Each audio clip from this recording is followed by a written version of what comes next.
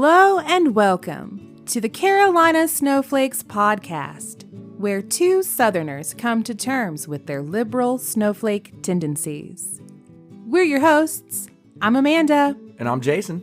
And we're here with this week's episode of the Carolina Snowflakes Podcast. This one's called HollyWaste Incorporated. And to get to why it would be called that, I'm going to tell a story.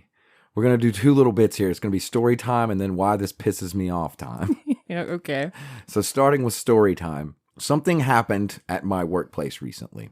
What I do for a living has to do with vehicles. I do graphics on vehicles and make vehicles look a certain way. You know, sometimes it's police or ambulances or fire trucks, whatever. That's what I do for a living.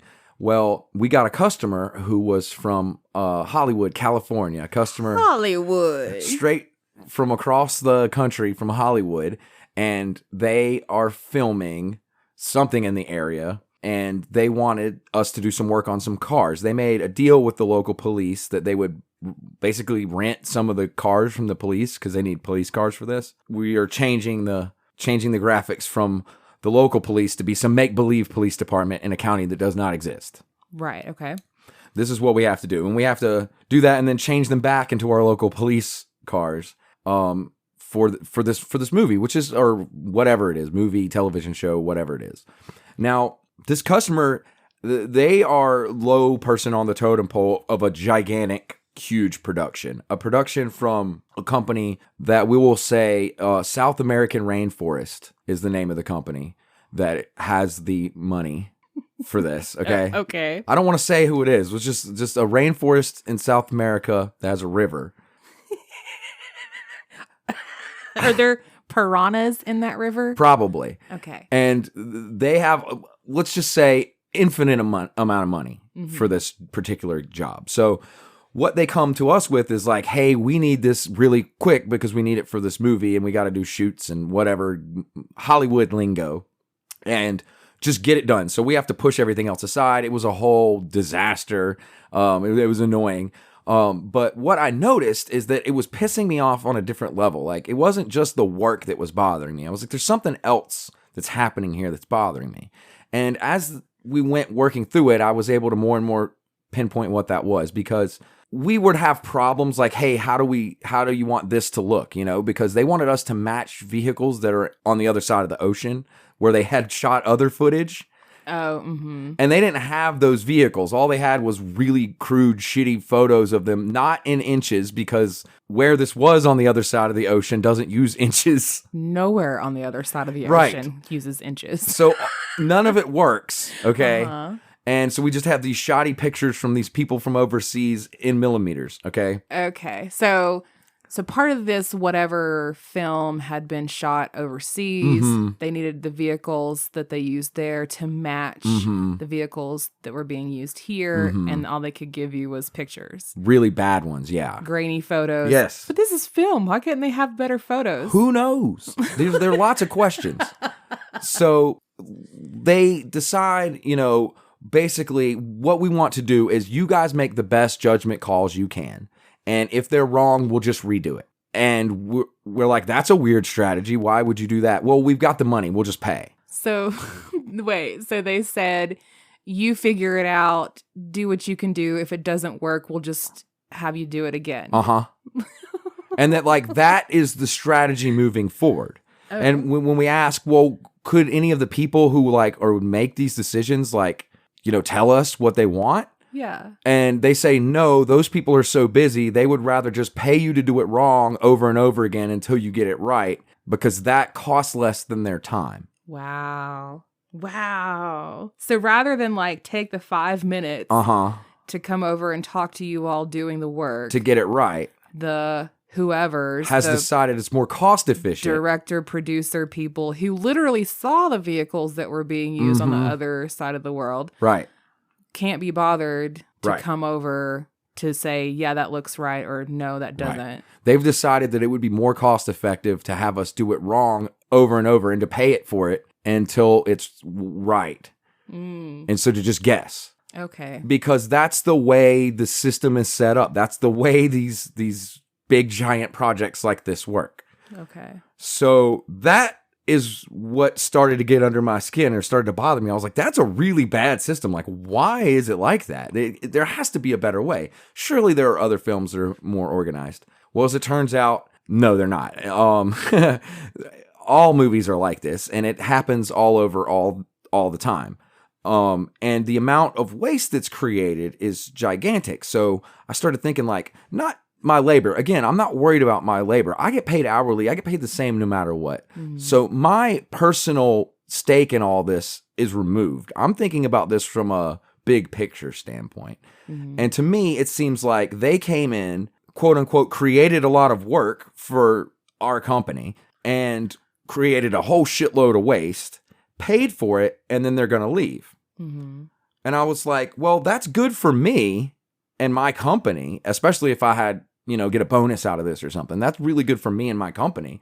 But what about the community at large? Was it good for us as a community that they came in and did this? And I thought, I don't think so. I think the money that they spent went to a very small amount of people, but the waste they created is at the expense of a whole lot more people that didn't get anything from it. I would say, yeah, at the expense of the community at large. Right. And also the environment, because you're talking about, in your very specific case, you're talking about peeling off wrappings and vinyl. Plastic vinyl that's going into the landfill. Literally just going to be thrown away. Over and over and over. And especially when they don't get it right the first time. Right. And using electricity to print toxic inks, and all these other things. That.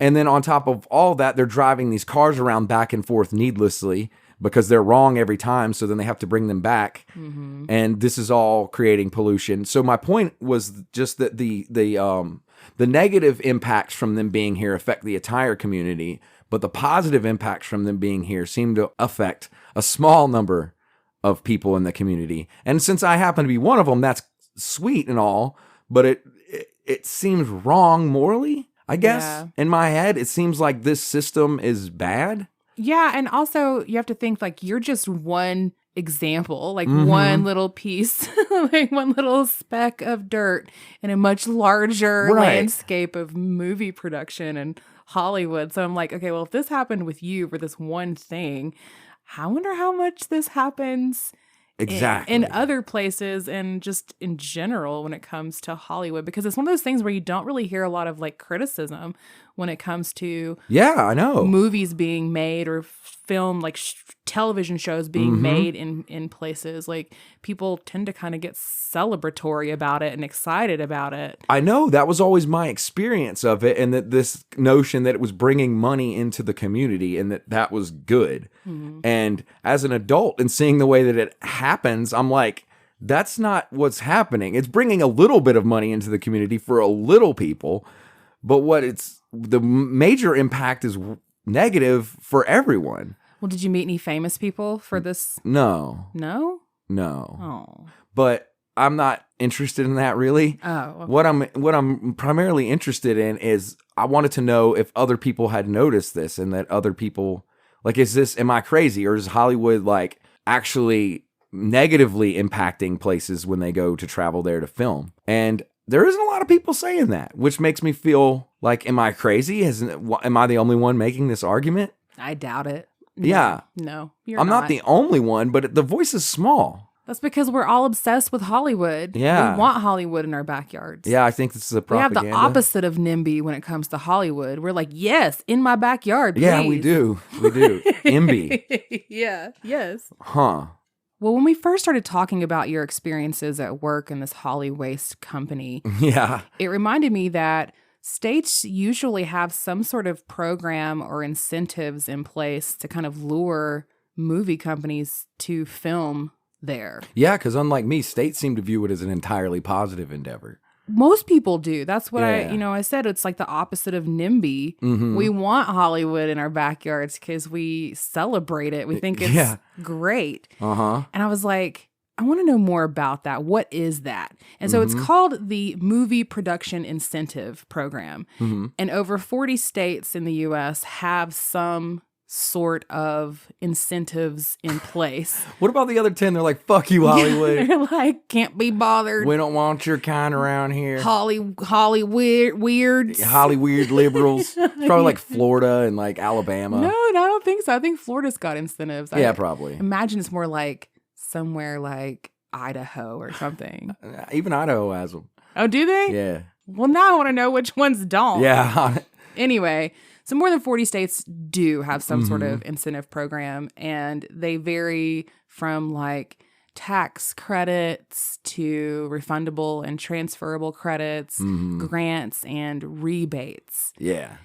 And supporters of these incentives say that they're good because they result in increased economic activity and job creation in the state where whatever's being filmed is filmed. But I mean, I guess in the short term it does. Right. Opponents say that the cost of the incentives actually outweigh the benefits. Right. And that money goes primarily to out-of-state talent rather than staying within the state of filming. Right. Yeah. And this was the other thing that I didn't realize. This whole like come film your movie here incentive program really started in the 90s. And it was based on perceived, quote, loss. Perceived loss. Yeah. So in the 90s, more and more movie production studios began going overseas, began going to other countries to film. And they said it was because it was cheaper. Yeah. And maybe it was. But we here in America couldn't stand for that. Right? We were perceiving a great loss. Yeah, and we can't. Yeah, that's like outsourcing. We don't like that. Yeah, you can't do that. Yeah, they took our jobs. They took our jobs. So in response, multiple states began creating these programs, and then other states would start their own, looking at states before them, like, did they make money? Is this working? And some states have fully embraced it and offer all kinds of crazy stuff, and other ones offer a little bit. And basically, there's really no good measure as to whether or not these programs have actually brought in substantial long-term economic goodness. I would think that they didn't. And I would also find it very interesting that the reason that they developed these incentives wasn't because they found that it was good for Hollywood to come and they wanted them there. It was because they didn't want them going to Mexico to film or whatever. Yeah, I guess. It's so they see Hollywood doing something they don't like, and their answer is to offer to pay them more to do what they do like, instead of punishing them for doing what they don't like. See my point? Yeah. It's always been on the benefit of Hollywood. We've always taken them to be the good guy in all of this, even though I think that they're not. Yeah, I know, but we're obsessed with them. Some states, including right here in North Carolina, have not only offered a program for incentives, but we've turned it into a tourism industry. Yeah. You can actually go tour locations that were used for certain films. Yeah. And it's part of like a statewide travel program. Yeah. Well, the government has those people whose job it is to attract tourists, and they got to do something, I guess. Yeah. But back to the point of, does it really generate money? So here's an example. In Michigan spent $37.5 million in the fiscal year 2008 to 2009 in order to generate $21 million in production revenue. Wow. So they spent more, significantly more than what they made. Right. Was it worth it? I would say no. Connecticut in 2011 reported earning $1.07 for every dollar spent on film production incentives. So for every dollar that went out, they got $1.07 back. And legislators in Connecticut have considered terminating the program. Multiple states have had legislators step up and be like, I don't think this is actually panning out to be what we thought it was going to be. It's so weird that this isn't common knowledge, though, because I didn't know this until it happened at me. Right. Yeah, I feel like probably unless you're directly involved, you wouldn't even know. I've never thought about it until it happened at me. Yeah, at you. That's a good point, yeah. So I was like, okay, well, what do the Carolinas offer? So North Carolina offers a 25% rebate on qualifying expenses and purchases made by productions while in state. The rebate is funded through the North Carolina Film and Entertainment Grant, which currently allocates $31 million per year for TV shows and movie filmings in North Carolina. Television shows must spend at least $1 million per episode in North Carolina, and movies must spend at least $3 million in North Carolina.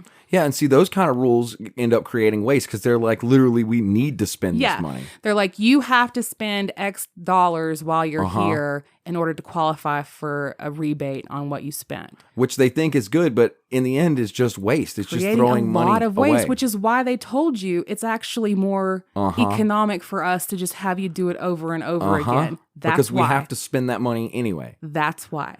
If not that, we were just going to burn it, I guess. So in return, TV shows can get up to $12 million per season, and movies can get up to $7 million. Ah, wow. From the state while they It's film. nuts. Now, South Carolina is a little bit different. They offer cash rebates of 30% on qualified expenses made in state and 25% for those made out of state. South Carolina's like, we don't give a shit where you spend it. Yeah, we just don't spend care. it. Yeah. Like, what? And also 25% wage rebate if they hire South Carolina residents while they're filming, or 20% for out-of-state hires. Wow. South Carolina's like, we give zero fucks. Yeah, they just don't. South Carolina Here, just doesn't take care. our money. Yeah.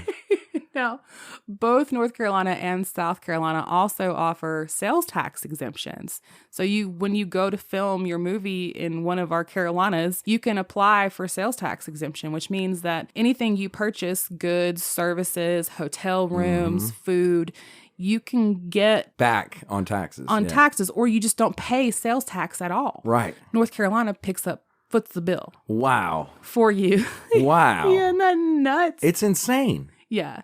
Now, South Carolina does not differentiate between the types of filming, like between movies, television, or commercials. Okay. Their only rule is that they have to spend at least $1 million. Whatever it is. When I was looking into this, one of the rules that a lot of the states seem to have is that they need to include promotional material about the state. Georgia has that. You may have seen anything shot in Georgia in the end credits. It'll say filmed in Georgia and has a little Georgia peach. Yeah. They get an extra 10% off for doing that in Georgia, which I think is interesting. But also because of that, it has to be rated R or below, because anything porn or rated anything not R, they wouldn't want their state material on. So therefore, if you want to film a porn in Georgia, you're out 10% right off the get-go, even if you do use the Georgia peach to be a butt, which I always thought it looked like a butt. They should. I know, it would be perfect for a porno, the logo of the peach for a butt, but you can't do that. Well, you'll be losing 10%. You can do it. You just won't. Yeah. Say. I don't know what porn budgets are, but 10% is probably a lot. I don't either. Yeah. So it seems to me like this whole come film your movie here thing might not be like the moneymaker or the job creator that people thought it would be, because although it does create some amount, like you pointed out, it's so hyper local and it's only for a specific amount of time. And also a lot of these rebates and cash refunds and et cetera end up just going to the actors. Yeah. They end up going to the Hollywood actors rather than back into the pockets of locals. And a lot of the jobs are like very specialized jobs like mine. Like not a lot of people do the job that I do. And so it's a specialized job. And what they found is that a lot of them are coming from out of the states that they're actually filming in. And so you're really only creating short-term specialized jobs, which isn't really doing diddly squat for your community. Now, North Carolina, as part of their film economic fund, because somebody had to have a job doing this, they do have sort of like a cast of crew and people that you can contract with when you get here that are employed by the state, and then you employ them. Yeah. So like if you need somebody who's an expert at lighting or an expert at whatever sunsets on the ocean. Yeah. Like we've got it. We've got you covered. Like that sort of thing. North Carolina does have that in-house. Like we've made it here a thing. Yeah. Double the size of South Carolina's. Yeah, I still don't think, though, that like short-term specialized jobs are really good for anything. In fact, they leave those workers out of work after the production leaves. Yes. While they're in whatever town they're in, they go to restaurants and they go to hotels. That money gets gone real quick. Yeah. Like, is that really how you want investment in your community? I don't know. I don't think most people have thought about it. No, because they just get excited because they think Tom Cruise might show up. Yeah, and he's tiny. He is a very slight man. And crazy. And nuts. Mm-hmm. And since Tom Cruise is small, I thought about other things that are small. What? And is this the right episode? Yes. It is. And I was thinking about, what the solution to this problem would be. I should back up a step. What would the solution to this problem with Hollywood be? And I came up with an idea. So instead of giving them tax incentives, we should charge them tax. So my theory is, for every dollar over you get incentives and all the bonuses and all the reasons up to $1 million. And after your first $1 million, you pay $10 for every dollar you go over. You pay that in taxes. So wouldn't that kind of limit what Hollywood could spend? Yeah, it really would. And it would limit it down to a really low number, a number like $1 million, which is a small number, like Tom Cruise is small. In the world of movie production, it's very small. Yeah, it's very small. But it also inspired me. It inspired me to think of some movies that were made for less than $1 million that are fantastic, phenomenal movies that changed genres and broke rules and ended up being awesome. So here I have some list of, here's a couple movies that were made for less than $1 million to prove my point. Okay. Night of the Living Dead in 1968. They filmed that for $114,000. Adjusted for inflation, it's $850,000. Wow. So that's, even today, would have been less than $1 million. They used chocolate syrup for the blood, and they shot it in black and white. It was black and white. Mm-hmm. And it worked fantastic, and it redefined the genre, and it created a whole series of films. Oh, yeah. And spoiler alert, if you haven't seen it, the black guy survives all the zombies, makes it to the very end of the movie, and gets killed by the police. What do you know? So it was very impactful. And this, again, is in 1968. So you can do something that awesome with less than $1 million. Yeah. All right. Another movie, Clerks in 1994. Kevin Smith. Kevin Smith made that movie for $27,000. That's what he spent in filming. Now, there were other production costs. It's estimated at about $230,000 after post-production. But for filming, he spent $27K, which he got by selling his comic book collection and maxing out a bunch of credit cards. Weren't those his parents' credit cards? And that movie is amazing. And everybody knows Clerks. And Kevin Smith became ridiculously famous. Legend. Also shot in black and white. And shot in the convenience store that he worked in while he was filming the movie. So he worked in the store all day and then filmed the movie all night in the same store. He basically lived in that store for months, which is just crazy to think about. The movie Paranormal Activity in 2007, that was filmed for $215,000. That movie scared the crap out of me. And that was for post-production. Just the filming was $15,000. That's all they spent for Paranormal Activity. And that movie made millions. That's nothing. $15K. Okay. Napoleon Dynamite in 2004, shot for $400,000. Less than $500,000 to make Napoleon Dynamite. They shot it. I love Napoleon. They shot that in Idaho in 23 days. Wow. And it's a fantastic movie. 23 days? Yes. Wow. For less than $500,000. And you can get a movie that good. That's my point. The movie Evil Dead in 1981 was shot for $350,000. That movie was so good, they remade another one with a bigger budget because they were like, this movie is so good, it deserves a bigger budget. So that's incredible, right? And that's my point, is that you can totally do this. But on the opposite end of the spectrum, we have the most expensive movie ever filmed, adjusted for inflation. It's Pirates of the Caribbean on Stranger Tides. $378 million. $378 million. Adjusted, and that was when it came out. So adjusted for inflation, you're at over $400 million. Wow. And by my calculations, that means you could have made over 400 great movies. Yeah. Yeah, that's a good calculation there. Yeah. Yeah. So my point is that maybe we should invert this and tax the shit out of them. Because if they can afford to waste $400 million on, let's face it, Pirates of the Caribbean on Stranger Tides, not the best film in the world, probably not worth that much money. No, not at all. Yeah. Sorry, Not Sorry, Johnny Depp. By the way, that new commercial that you're in. Oh my God, the Johnny Depp for the commercial. Dior Sauvage. It's terrible. It is awful, sir. He's playing electric guitar in the desert. He's playing Wild Thing at like half speed. Yes. And then some wolves that are clearly 3D generated wolves come and walk beside him. And he says like, fearless, human, savage. No, he goes, in the wilderness, Sauvage. Sauvage. An And elixir by Dior. Yeah, and it's like, Dior Sauvage. And it's just him with some wolves and a bunch of cologne. scarves and all his accessories looking like an asshole. Yep. Yeah. So yeah, that was kind of my solution to the problem. I'm for it. Yeah. You should present this to our legislators. If I was emperor, that's what I would do. Oh, yeah. Yeah, and the word emperor might be a hint that later on this Emperor. episode, we might get to know something about an emperor. Ooh, fun. Yeah. So on the topic of movies, I thought it might be kind of fun to look at movies that have been filmed here in the Carolinas and to see how many of them we've maybe seen or are familiar with. Yeah, probably a lot. Yeah. So in South Carolina, now these are not necessarily all filmed exclusively in these states, Yeah. but at least pieces were. Yeah, parts. South Carolina, we have Ace Ventura, When Nature Calls. Wow, that was a huge movie when it It's came out. huge. It was filmed, or parts of it were filmed on Edisto. I think I saw that in the theater. Probably. It was 95. Yeah. Then this one was filmed in You're From, Buy, Sell, Kill, a flea market story.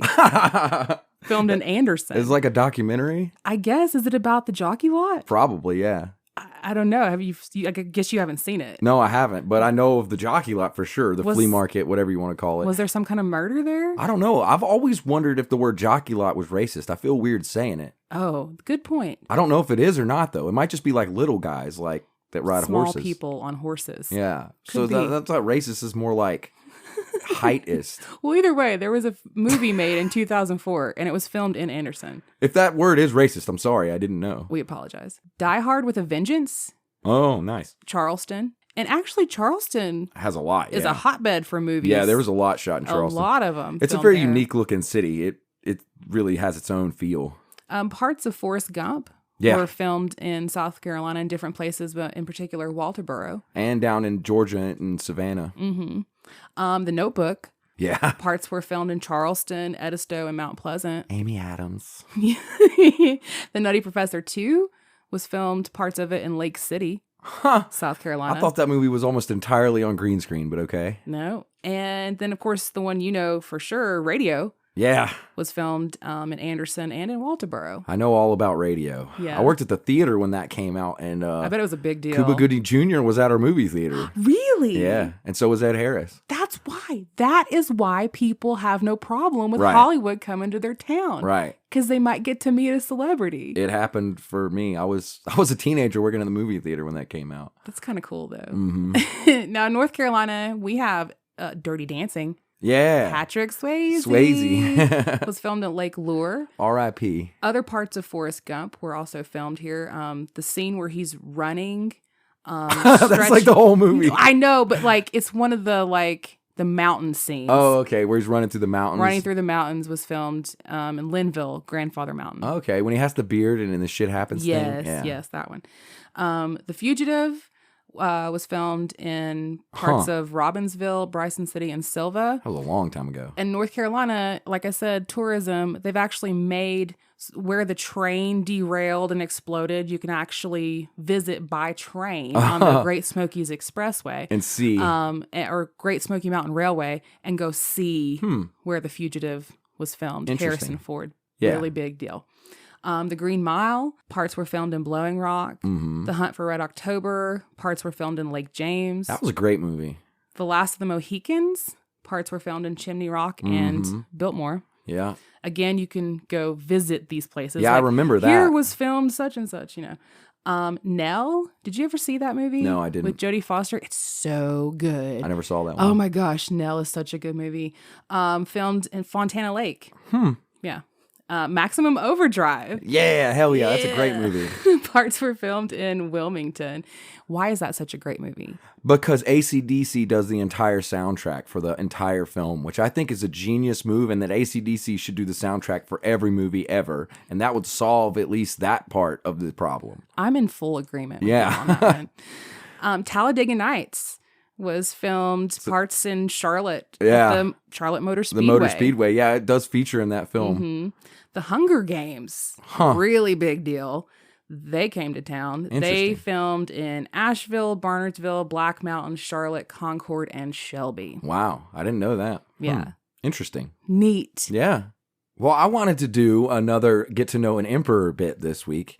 And I was trying to think of what I could connect to Hollywood, because as we know, in ancient Rome, they didn't have photography, let alone moving photography.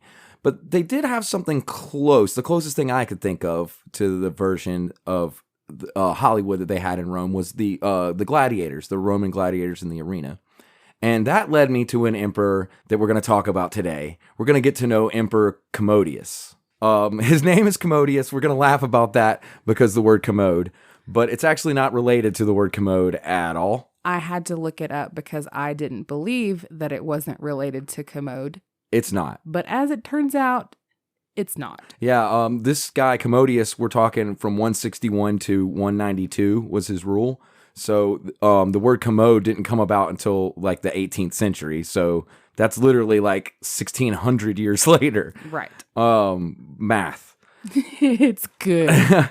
So what we need to know about Commodius, he's an interesting guy. So his reign marks the end of what was called the golden period of Roman history, also known as the Pax Romana. That was 200 years of glory and greatness for Rome, and it ends with this guy. So we know where things are headed. Wah, wah. Another Trump figure, perhaps. Oh, dear. Yeah. So he was the son of a famous emperor, Marcus Aurelius, who you may know. Oh, yeah.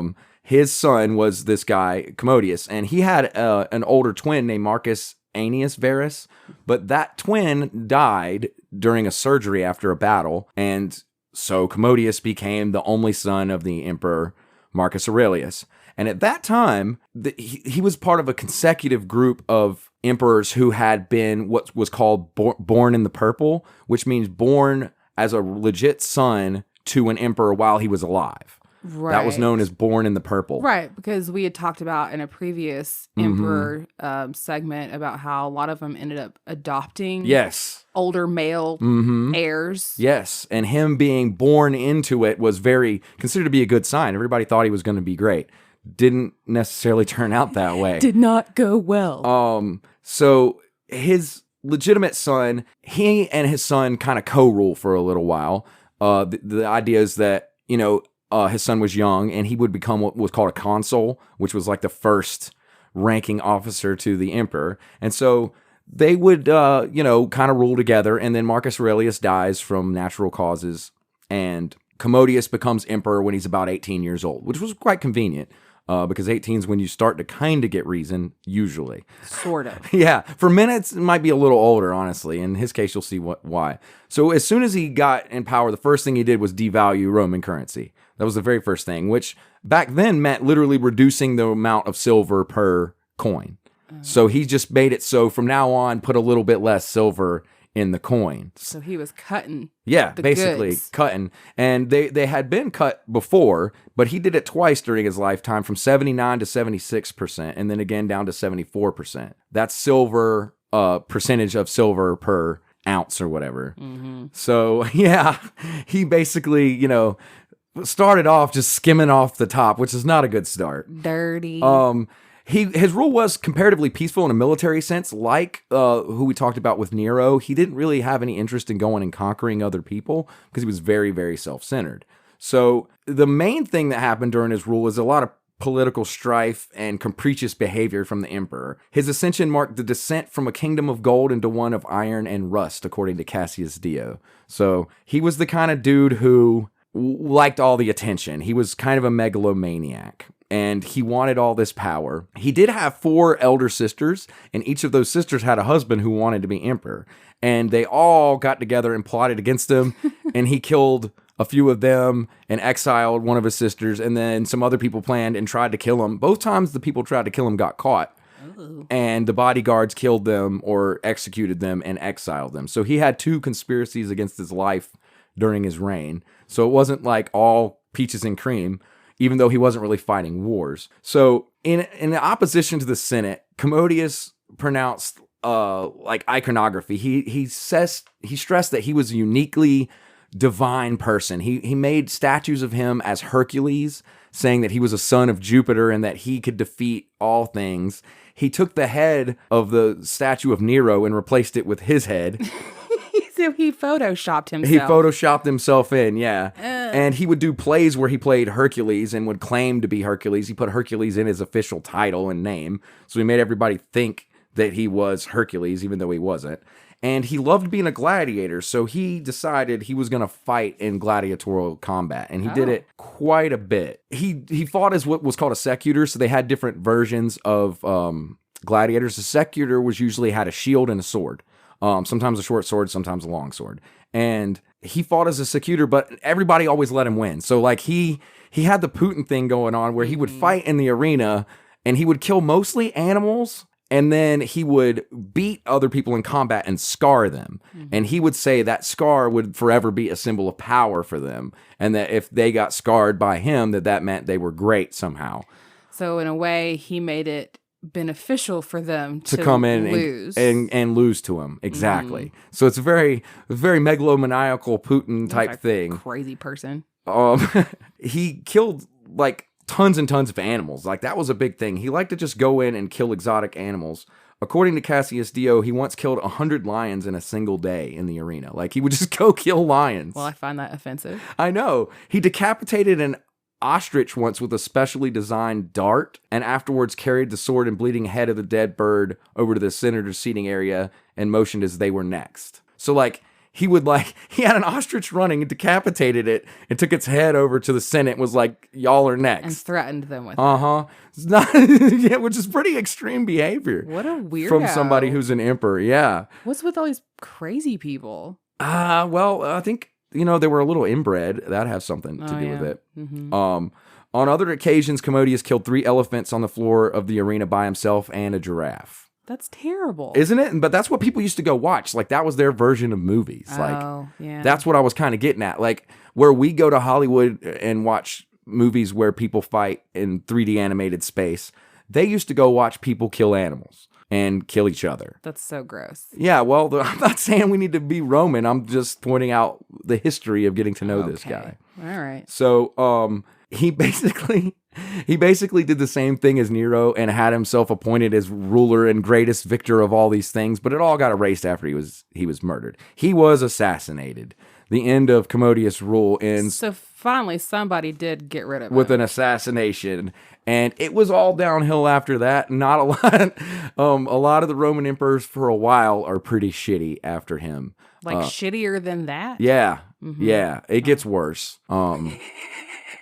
I led with Nero and Commodius, but it actually gets worse. But what I find fascinating about him is that he had this idea, like Putin or like Trump, that he was this God figure and tried to get everyone to be convinced that he was this God figure. Yeah, but in like the end, Trump, who put himself on the cover of Time magazine. Exactly. And this guy's like superimposing his head on Hercules' body. Exactly. And just like them, history will go down and say they were shit. History will go down and say that these people were bad, just like they did with Nero and just like they did with Commodius. That gives me hope that one day in the history of things, Donald Trump will be looked down as a Nero or as a Commodius. Just a bad emperor who was full of himself and ruined everything. And we will erase all that propaganda that he put up. We'll take down the statue of Nero and we will move forward. That's my hope and metaphor for this week's Get to Know an Emperor.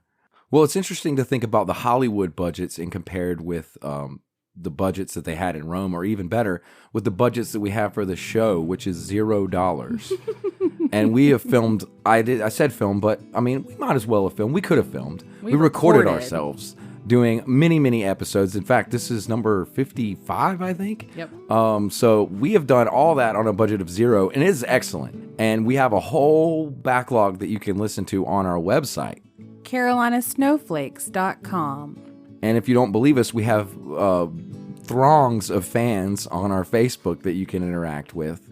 Facebook.com/Carolina Snowflakes. And if you don't want to get lost among the throngs and you want to be an individual. You just wanted to say throngs. Yeah, I wanted to say it again. You want to be an individual, then you can totally email us and we talk a little bit more casually at our email.